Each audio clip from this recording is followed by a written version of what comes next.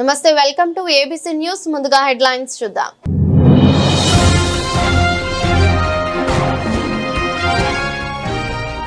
మల్లిసాలలో 525 ఎకరాల్లో industrial park ఏర్పాటు చేసి నిరుద్యోగ యువతకు ఉద్యోగ అవకాశాలు కల్పించండి. అసెంబ్లీలో ప్రస్తావించిన ఎమ్మెల్యే జ్యోతుల నెహ్రూ.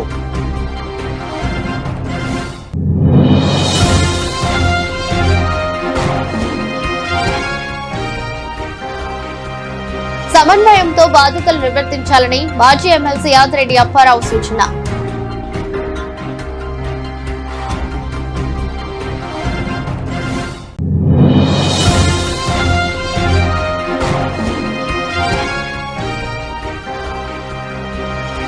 రాజమహేంద్రవరం స్థానిక కోటిపల్లిలో ఘనంగా జరిగిన శ్రీ శ్రీ శ్రీ విజయదుర్గ అమ్మవారి దసరా మహోత్సవ వేడుకలు.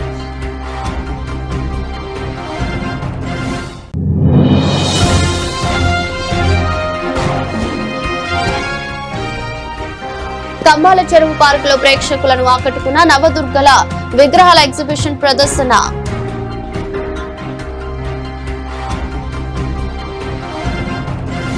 రాష్ట్ర అసెంబ్లీలో మంగళవారం జగంపేట శాసనసభ్యులు జ్యోతుల నెహ్రూ మాట్లాడుతూ ఇండస్ట్రియల్ పార్క్ ఏర్పాటుకు మంత్రివర్యులు పాసిబిలిటీ ఉందో లేదో అన్నది పరిశీలిస్తామని అన్నారని, దీనిపై సభకు గౌరవ మంత్రికి విన్నవించుకుంటున్నానని, రాష్ట్ర ముఖ్యమంత్రిగా చంద్రబాబు 4సారి బాధ్యతలు చేపట్టిన నేపథ్యంలో ఈ మధ్యనే సభను కూడా నిర్వహించుకున్నామని, ముఖ్యమంత్రి ఆలోచనలకు అనుగుణంగా ప్రతి నియోజకవర్గంలోనూ ఒక పారిశ్రామికవేత్త, ఒక వ్యవసాయదారుడు, ఒక సర్వీస్ మాన్ ఉండాలనుకున్నారో ఆలోచనకు అనుగుణంగా మా ప్రాంత జగంపేట నియోజకవర్గం నిరుద్యోగ యువతకు ఉద్యోగ అవకాశాలు కల్పించే అవకాశం ఉన్న ప్రాంతం. జాతీయ రహదారికి 12 కిలోమీటర్ల దూరంలో, కాకినాడ పోర్టుకి 50 కిలోమీటర్ల దూరంలో, విమానాశ్రయానికి 31 కిలోమీటర్ల దూరంలో ఉన్న జగంపేట మండలం మల్లిసాల గ్రామంలో గల 525 ఎకరాల స్థలాన్ని ఇండస్ట్రియల్ పార్కు కి కేటాయించాలని జగంపేట శాసనసభ్యులు జ్యోతుల నెహ్రూ అన్నారు.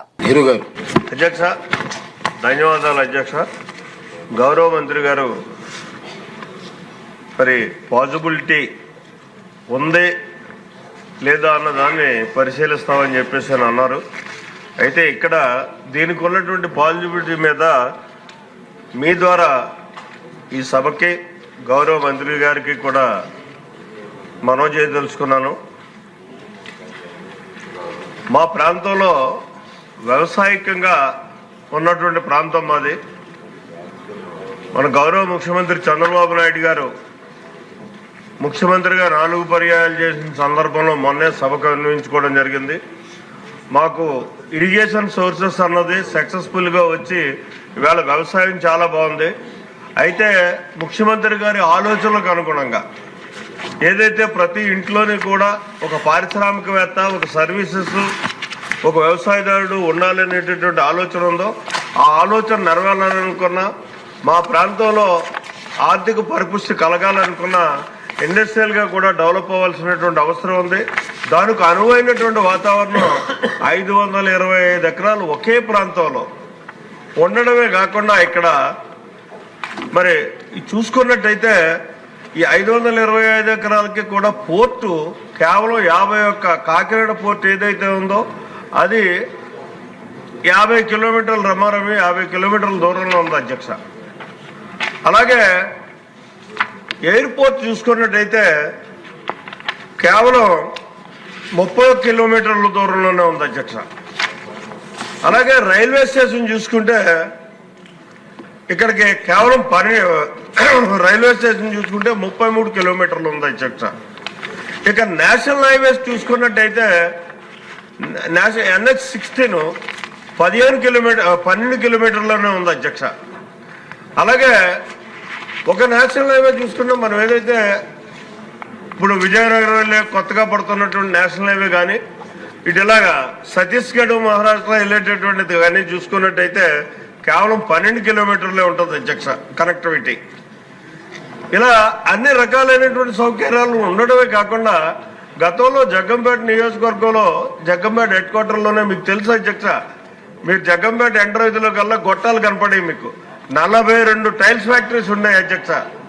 ఈ 42 టైల్స్ ఫ్యాక్టరీలోని సుమారు 4000 మంది డైరెక్ట్ గాని, ఒక 1500 మంది ఇండైరెక్ట్ గాని కూడా జీవనోపాధి ఉండేది అధ్యక్ష కార్మికులకి. అవన్నీ కూడా మారినటువంటి నేటి పరిస్థితులకు అనుగుణంగా ఎప్పుడైతే స్లాబ్ సిస్టమ్ వచ్చిందో ఇళ్ల నిర్మాణం ఆ టైల్స్ ఎవరో వాడినటువంటి కారణంగా అన్నీ కూడా బడగబడిపోయినటువంటి పరిస్థితి అధ్యక్ష. అన్ని మూతపడిపోయినాయి. ఆ మూతపడిపోవడంలో ఇవాళ అక్కడ ఉన్నటువంటి కార్మికులకి ఏ రకమైనటువంటి ఆధారం లేనటువంటి పరిస్థితుల్లో ఉన్నారు అధ్యక్ష.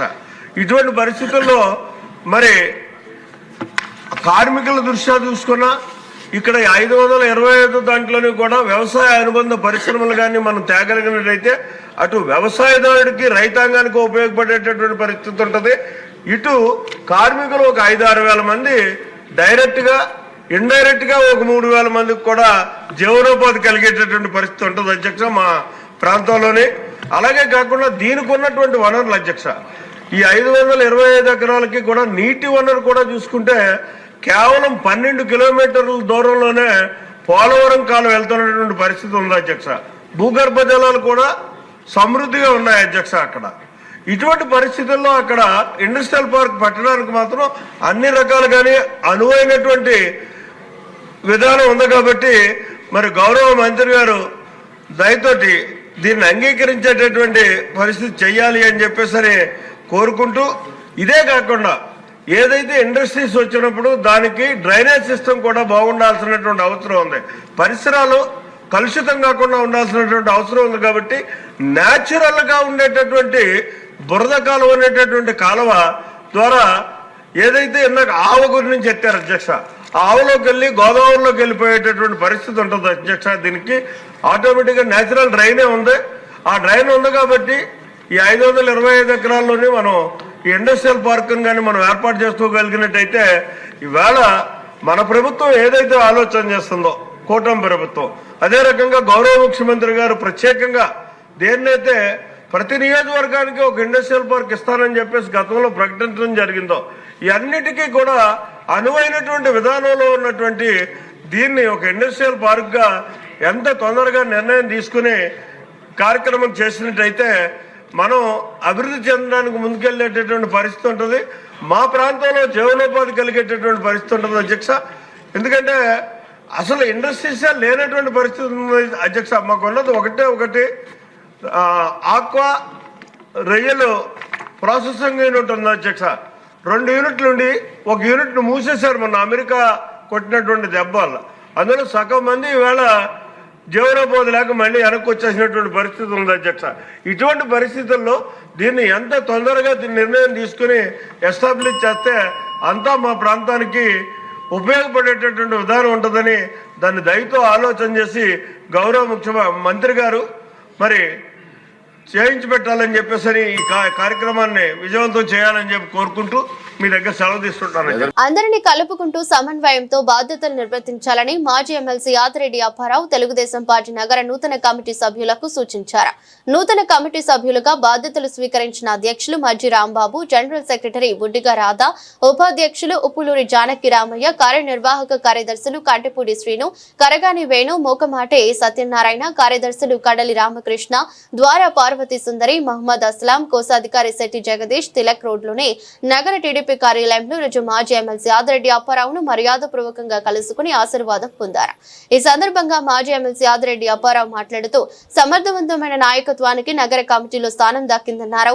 తెలుగుదేశం పార్టీ కష్టపడిన వారికి సమర్థులను గుర్తించి పదవులు ఇస్తుందనేందుకు ఈ కమిటీ ఏ నిదర్శనమన్నారు.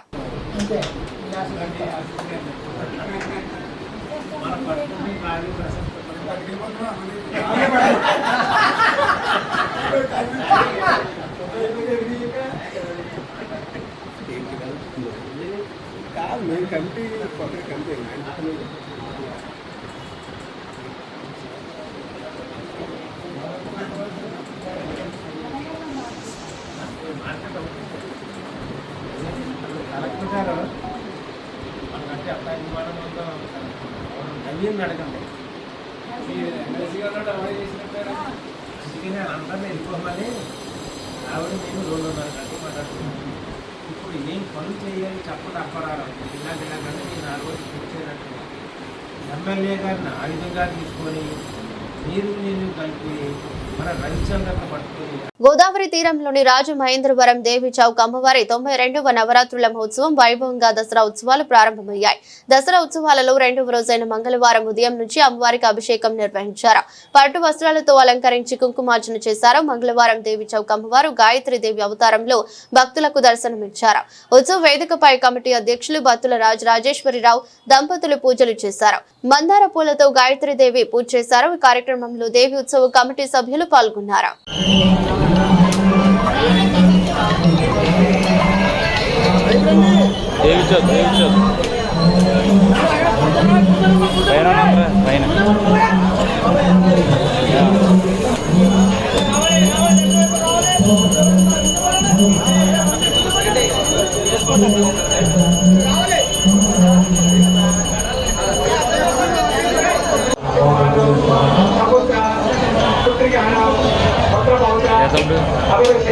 తీసుకో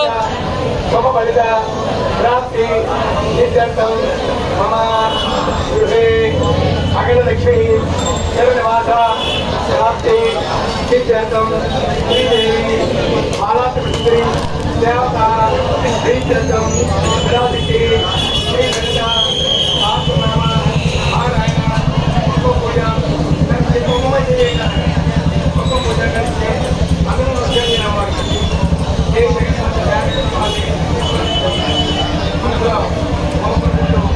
ఈ మంత్రం కోరిక ప్రకారం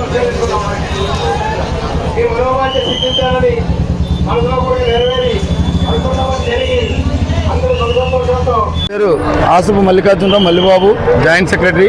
ఈ ఉత్సవాలు 1934లో బొత్తుల మునయ్య గారు, కామరాజు గారి యొక్క ఉత్సవాలని వాళ్ళు చింతపండు వ్యాపారం చేయని కలకత్తా వెళ్తూ అక్కడ జరుగుతున్న ఉత్సవాలు చూస్తూ అదేవిధంగా ఇక్కడ చేయాలని చెప్పేసి ఇక్కడ 200 రూపాయలతో వాళ్ళ సొంత ఖర్చులతో ఉత్సవాలు ప్రారంభించారు. అలా దినదాంతో ఆ కుటుంబీల యొక్క పూజలు కానీ అన్ని కార్యక్రమాలు ప్రసాద వితరణ అన్ని కూడా వాళ్ళ కుటుంబీలు చేశారు.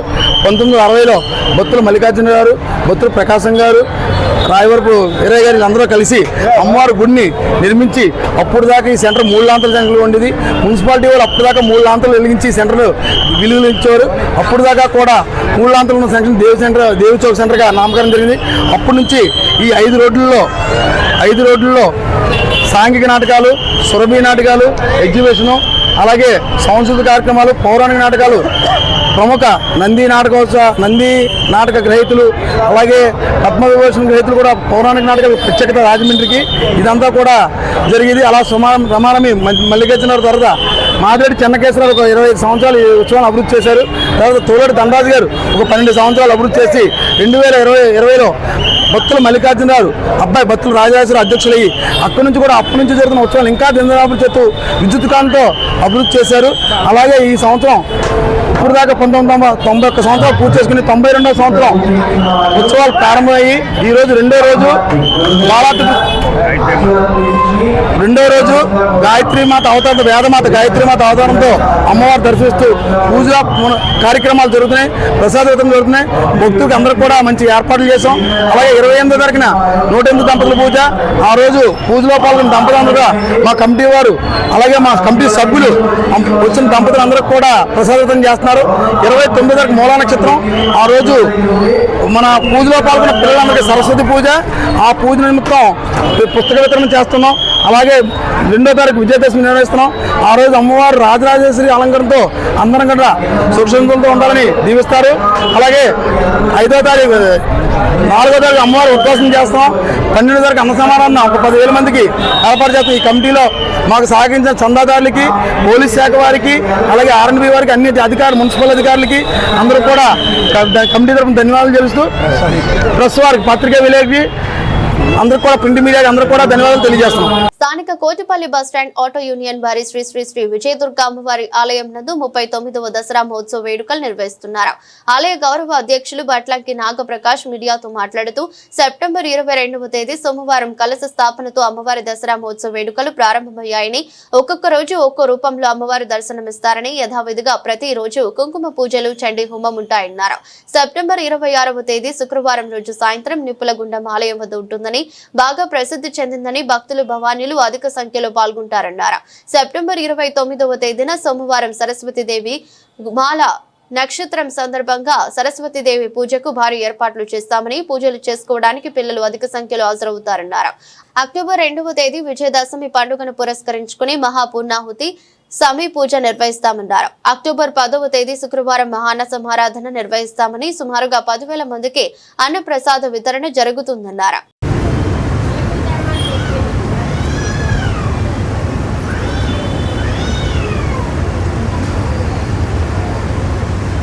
తొమ్మిది సంవత్సరాలుగా ఇక్కడ ఈ అమ్మవారి సేవలు చేసుకోవడం జరుగుతుంది.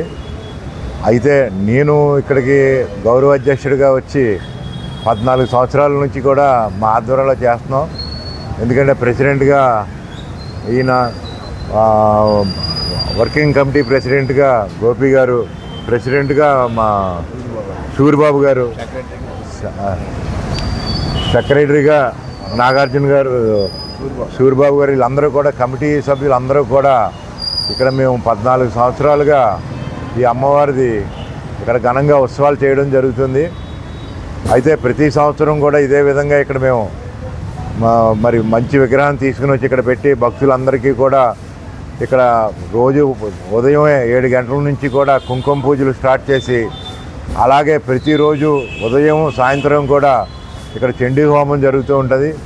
అలాగే భక్తులందరూ కూడా వచ్చి ఇక్కడ రోజు మరి వాటికి కూడా కేర్ సిటీ మేము డ్రాలో తీసి వాళ్ళని ఇక్కడ ఎంచి ఆ భక్తులకు కూడా ఈ చండీ హోమం ఇవన్నీ జరిపించడం జరుగుతుంది.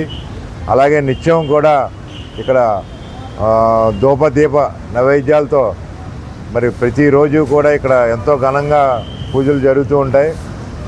అలాగే ఇక్కడ ఈ అమ్మవారి సమక్షంలో ఇక్కడ మేము స్థాపించిన అమ్మవారి ఈవిడ, అలాగే పక్కన మరి విజయదుర్గ అమ్మవారి గుడి ఆనుకుని ఉన్నది. మరి ఆ అమ్మవారిని పురస్కరించుకొని ఇక్కడ మేము అమ్మవారి విగ్రహం ఇవన్నీ పెట్టి కూడా జరిపించడం జరుగుతుంది. అలాగే ఈ చుట్టుపక్కల వ్యాపారస్తులు, అలాగే పోలీసు వారు, మీ మీడియా, వీరందరూ కూడా మాకు ఎప్పుడూ కూడా ఎటువంటి ఆటంకాలు లేకుండా మరి వీళ్ళందరూ కూడా మాకు ప్రోత్సహించడం జరుగుతుంది. అలాగే మరి ఈ అమ్మవారిని 14 సంవత్సరాలుగా కూడా మేము ఇదే విధంగా ఎంతో ఘనంగా మరి చేయడం జరుగుతూ ఉంటుంది. అలాగే మేము అన్నదానం కూడా ఇక్కడ గ్రాండ్గా జరుపుతాం. ఈ చుట్టుపక్కల అందరికీ కూడా దగ్గర 10,000 మందికి మేము అన్నదానం చేయడం జరుగుతుంది అన్నదానం రోజు. అలాగే అమ్మవారి నిమజ్జనం కూడా మేము అదే విధంగా చేస్తాం. అమ్మవారి నిమజ్జనం రోజు కూడా ఈ వార్డు అంతా తిరిగి మొత్తం అంతా కూడా ఈ 2 వార్డుల్లో ఆనుకుని ఉన్న వీధులన్నీ కూడా తిప్పి అమ్మవారిని కూడా నిమజ్జనం చేయడం జరుగుతుంది. మాకు కోఆపరేట్ చేసిన పోలీసు వారికి, అలాగే మున్సిపల్ అధికారులకు, మీడియా సిబ్బందికి, చుట్టుపక్కల ఉన్న వ్యాపారస్తులకు వీరందరికీ కూడా కృతజ్ఞతలు తెలియజేసుకుంటున్నాం. ఈ సంవత్సరం కూడా ఇలా తోడ్పాటు చేసి అమ్మవారు మరి మాతో ఇంకా ఘనంగా జరిపించుకుంటారని చెప్పేసి కోరుకుంటూ సెలవు. అన్నదానము వచ్చే శుక్రవారం అన్నదానం జరుగుతుందండి. ఈ శుక్రవారం అయిపోగానే శనివారం రోజు అమ్మవారిని మేము నిమజ్జనం చేయడం జరుగుతుంది. అదే గోదావరి బండి మీద అయిపోగానే శుక్రవారం నాడు మేము అన్నదానం చేయడం జరుగుతుంది. బయట దేవీ నవరాత్రులు ఆదరణ తగ్గింది, ఎందువల్ల అంటారు? తగ్గిందని మీరు అనుకున్నారు. ఈరోజు మరి మాకు ఇక్కడ ఎప్పుడూ లేని విధంగా జనం వస్తున్నారు. ఈ సంవత్సరం ఎప్పుడు కూడా జనం అంటూ వచ్చేవారు. ఈరోజు మాకు ఇక్కడ నిలబడి మంది భక్తులు వస్తున్నారు. అంటే పెట్టడం అంటే కొంచెం అంటే మీ ఉద్దేశం ఏంటంటే అమ్మవారు స్థాపించడం, విగ్రహాలు పెట్టడం తక్కువైందని? ఓకే. ఈరోజు ఒక విగ్రహం పెట్టి ఇక్కడ పూజ చేయించాలంటే పోలీస్ పర్మిషన్ కావాలి, మున్సిపల్ పర్మిషన్ కావాలి, చుట్టుపక్కల వారు ఇబ్బంది ఉండకూడదు, ఇవన్నీ చేసుకురావాలి. ఇవన్నీ చేసుకుని రావాలంటే మరి కొంతమంది అయితే చాలా ఇబ్బంది పడతారు. ఈ మున్సిపల్ పర్మిషన్ కానీ, పోలీస్ పర్మిషన్కి కానీ, ఈ చుట్టుపక్కల వారి ఇబ్బందికి కానీ మొత్తం అన్ని దానివల్ల ఇవన్నీ మనం తిరిగి చేసే కొద్దిగా శ్రమతో కూడుకున్న పని ఇది. కాబట్టి చాలామంది దానివల్ల విగ్రహాలు స్థాపించడం జరుగుతుంది. అయినా కూడా ఆ పక్క విగ్రహం ఎవరన్నా పెడితే వీళ్ళందరూ కూడా మంచి తోడ్పాటు చేస్తున్నారు, మంచి సపోర్ట్ చేసి అందరూ కూడా రావడం జరుగుతుంది. మన గుడిలో నవరాత్రుల సందర్భంగా ఏవేవి పూజలు చేస్తారు? మేము ఇక్కడ ప్రతిరోజు కూడా ఉదయం సాయంత్రం చండీ హోమం జరుగుతుందండి. పొద్దున్న 8 గంటల నుంచి ఇక్కడ కుంకుమ పూజలు స్టార్ట్ అవుతాయి. అలాగే ఇప్పుడు ఇక్కడ మాకు నాగదేవత కూడా ఉన్నది, నాగదేవత. అలాగే మరి శుక్రవారం మంగళవారం కూడా ప్రత్యేక పూజలు జరుగుతాయండి నాగదేవత ఇది పెట్టుకుని. అలాగే మాకు వేప చెట్టు రాగి చెట్టు కూడా ఇక్కడ కలిపి ఉండడం జరిగింది అమ్మవారికి. అమ్మవారికి కూడా మేము ప్రతిరోజు నిత్యం పూజలు జరుగుతూ ఉంటాయి. అమ్మవారికి అభిషేకాలు ప్రతిరోజు కూడా నిత్యం కూడా విజయదుర్గ అమ్మవారికి ఇక్కడ అభిషేకాలు జరుగుతాయి, నైవేద్యాలు ఇవన్నీ కూడా జరుగుతాయి. అంటే మేము ఎటువంటి ప్రోగ్రామ్స్ పెట్టమండి, ఓన్లీ పూజలు. నెక్స్ట్ శుక్రవారం అగ్నిగుండం ఉంటుందండి. ఈ అగ్నిగుండంలో భవానీ భక్తులు అందరూ, భవానీ మాల్లో ఉన్న వాళ్ళు రాజమండ్రి నుంచి అందరూ కూడా ఇక్కడికి వస్తారు. శుక్రవారం ఏ తారీఖు వచ్చింది, శుక్రవారం నాడు జరగడం జరుగుతుంది. ఆ రోజు పాంప్లెట్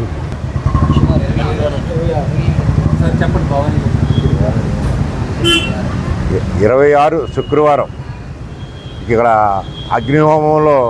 అగ్నిగుండంలో భవానీ అమ్మవార్లు మాల ధరించిన వారు అందరూ కూడా ఇక్కడ నిప్పుల మీద నడవడం జరుగుతుందండి.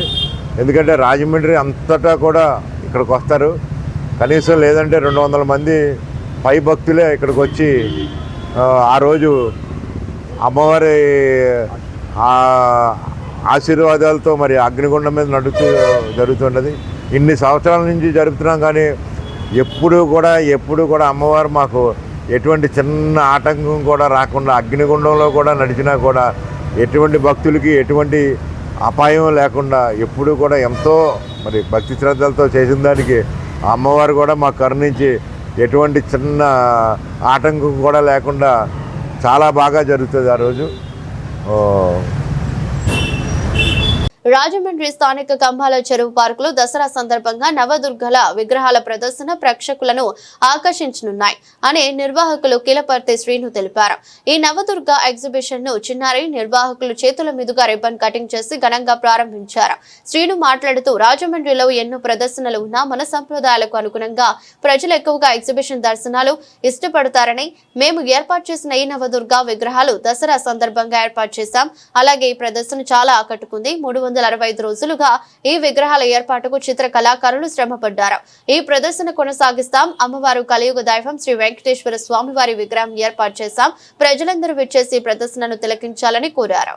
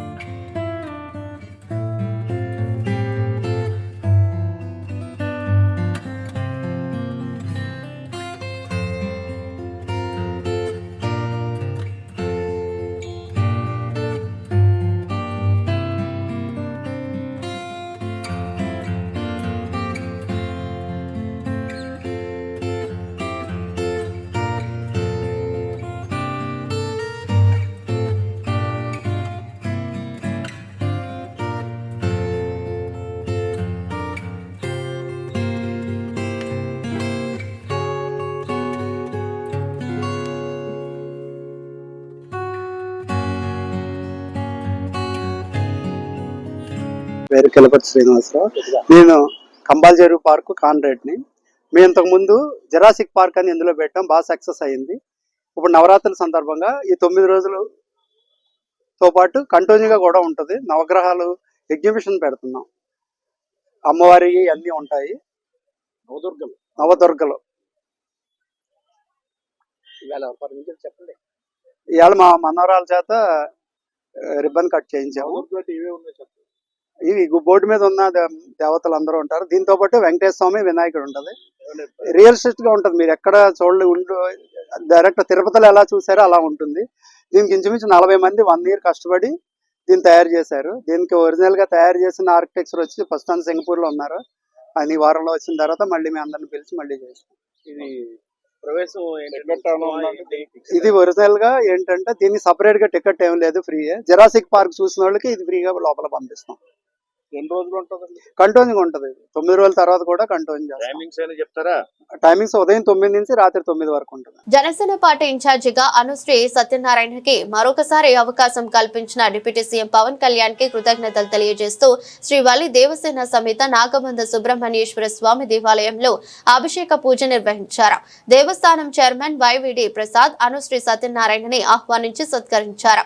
కార్యక్రమంలో ఆలయ ధర్మకర్త ఇసుకపల్లి సుబ్రహ్మణ్యం, ఆలయ ఎండోమెంట్ కమిటీ సభ్యులు గోవిందు, దార్ల నాగరత్నం, జోగా దుర్గా ప్రసాద్, శిరీష, పుట్ట సుభద్రమ్మ మరియు గవర్నమెంట్ హాస్పిటల్ డైరెక్టర్ గుత్తుల బుల్లి, పందిరి మహాదేవుడు, సత్రం డైరెక్టర్ నల్లంశెట్టి వీరబాబు, వేణుగోపాల స్వామి డైరెక్టర్ ఠాగూర్, సోమాలమ్మ తల్లి దేవస్థానం డైరెక్టర్ శాలిని, మార్కండేయ స్వామి దేవస్థానం డైరెక్టర్ గౌతమి, జనసేన పార్టీ కార్యదర్శులు గున్నం శ్యామ్, విన్నా వాసు, దేవకి నావాడు, చక్రపాణి, కాపునాడు నాయకులు దేశనీడి రాంబాబు, జనసేన నాయకులు తలారి శ్రీనివాస్, రాంబాబు, మాసా నాని, బూట్ల మహేష్, రొక్కం బాలకృష్ణ, విజయ్, జన సైనికులు పాల్గొన్నారు.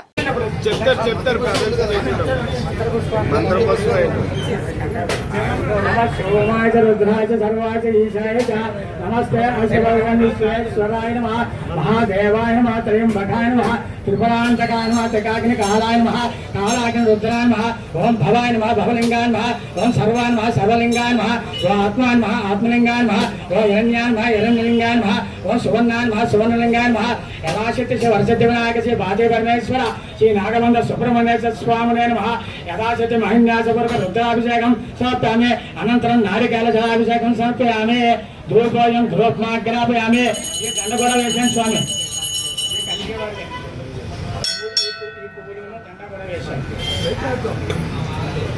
ప్రక్షామి. దేవదేవానంతరం నైవేద్యం సమర్పయామి. ఆనంద కర్పూర నీరాంజనం సమర్పయామి.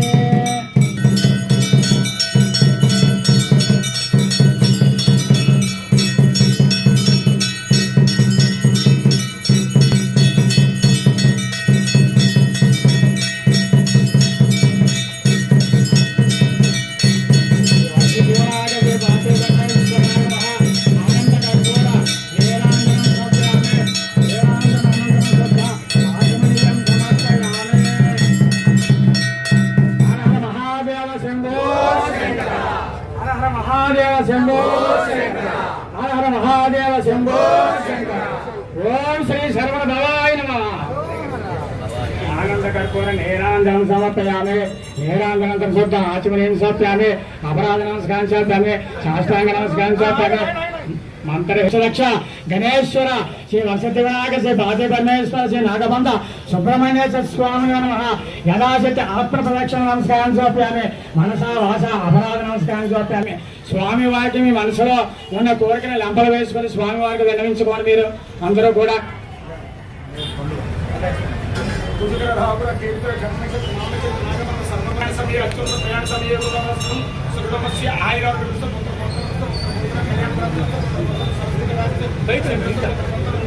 వ్యాపారాభిస్తూ మనస్పూర్వక సుబ్రహ్మణ్యేశ్వర వల్లి సుబ్రహ్మణ్యేశ్వర స్వామి సాష్టాంగ అపరాధ క్షణ నమస్కారం సమర్పయామి.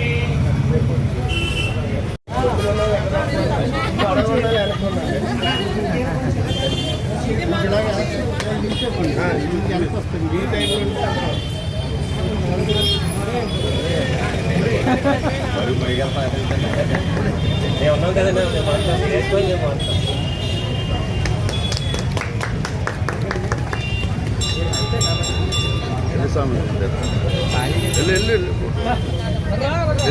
అందరికీ సింగిల్ ఫోటో తీయించండి.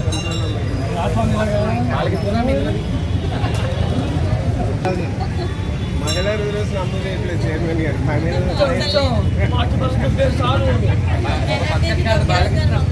ఎవరు పెడతారు?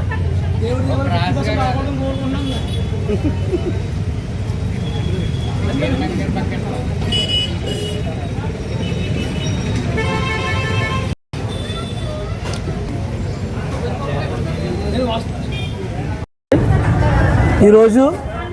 ఒక శుభదినంగా మా అందరికీ మధ్య శుభదినంగా ఉంది. మా అన్నయ్య అల్లుశ్రీ సత్యనారాయణ గారు పాలలాంటి పేరుతో మళ్ళీ జనసేన పార్టీ ఇన్ఛార్జిగా రాజమండ్రికి రావడంతో ఈ వల్లి సుబ్రహ్మణ్య స్వామి దేవస్థానంలో ఈరోజు పూజా కార్యక్రమం చేయడం జరిగింది. అన్నయ్య మళ్ళీ ఇన్ఛార్జిగా నియమించినందుకు పవన్ కళ్యాణ్ గారికి ఉదయపూర్వక కృతజ్ఞతలు తెలియజేసుకుంటున్నాం. జనసేన పార్టీని రాజమండ్రిలో ఇంకంత పైకి తీసుకెళ్లి అభివృద్ధి పథంలో నడపడానికి ఆయన కృషితో మరింత జనసేన పార్టీని ముందుకు తీసుకెళ్తామని చెప్పేసి సభముఖంగా తెలియజేసుకుంటున్నాం. Thank you so much. వార్తలు ముగించే ముందు మరోసారి హెడ్లైన్స్.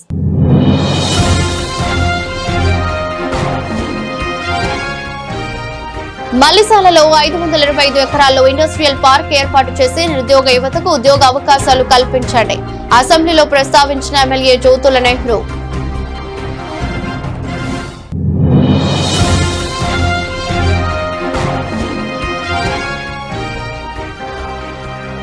సమన్వయంతో బాధ్యతలు నిర్వర్తించాలని మాజీ ఎమ్మెల్సీ యాదిరెడ్డి అప్పారావు సూచన.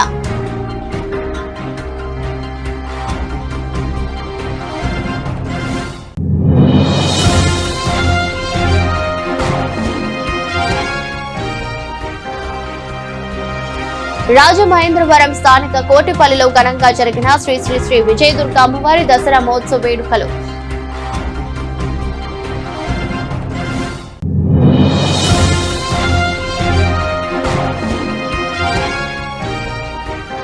కంబాల చెరువు పార్కులో ప్రేక్షకులను ఆకట్టుకున్న నవదుర్గల విగ్రహాల ఎగ్జిబిషన్ ప్రదర్శన.